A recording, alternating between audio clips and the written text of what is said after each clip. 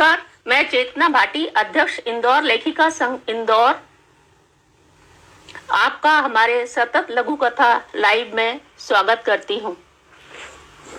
आखिर हम क्यों लिखते हैं? क्योंकि हम इस सुंदर संसार को पसंद करते हैं और चाहते हैं कि यह दुनिया और भी खूबसूरत हो उत्तरोत्तर। तो हम अपने विचार और अनुभव साझा करते हैं, करना चाहते हैं। इसके सबके अपने अपने उपाय होते हैं अभिव्यक्ति के। इन्हीं में से एक है लघु कथा। आज लघु कथा अपने स्वरूप और रचना तंत्र को लेकर चर्चा में है। यह कहानी में आकार में तो अलग है ही, संवेदनात्मकता और प्रभाव की तीक्ष्णता में भी हटकर है।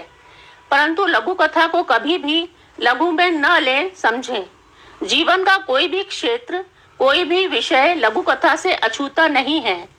सभी पर लघु कथाएं लिखी जा सकती हैं, लिखी गई हैं। लघु कथा जीवन के रोम रोम, क्षण क्षण को खंगालने की क्षमता रखती है। कैसे बनती है लघु कथा?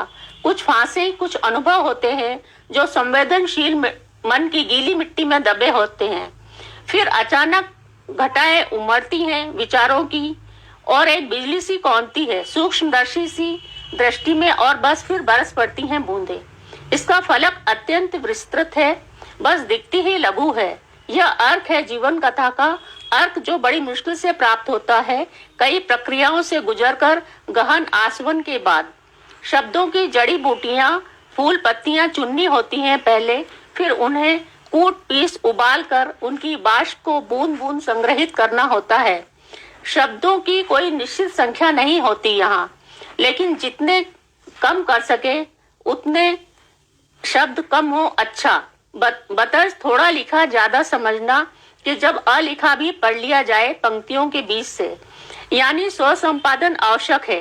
भाषा गहन गंभीर और शब्द उन्नत हो जितना हो सके, क्योंकि शब्दों का चयन महत्वपूर्ण है जब थोड़ा लिखा और ज्यादा समझना है। तो जब यहाँ शब्दों का चयन और वाक्य विन्यास महत्वपूर्ण है, तो यह तभी सटीक होगा जब आपकी ग्राह्य शक्ति भाषा परिष्कृत हो, जो कि गहन अध्ययन और स्वाध्याय से होती है।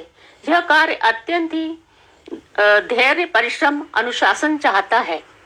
अब मैं आपको अपनी एक लघु कथा सुनाती हूँ, सुनामी सड़क।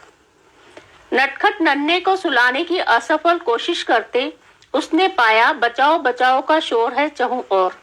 सैकड़ों वृक्ष ढह गए, हजारों आशियाने उजड़ गए। शहर की ओर से बदहवास उड़ती आती चिड़िया से उसकी देहातन सखी ने पूछा, का सखी सुनामी? ना सखी सड़क। बेहोश होकर लुढ़कने के पहले हाँफते हुए वह बोली थी। देहातन ने झट घबराकर बच्चे को सीने से लगाया, बेटा सो जा, नहीं तो सड़क आ जाएगी। सहमा बच्चा सिकुड़ कर सो गया। सड़क चौड़ीकरण ने सब कुछ समेट लिया था। नमस्कार।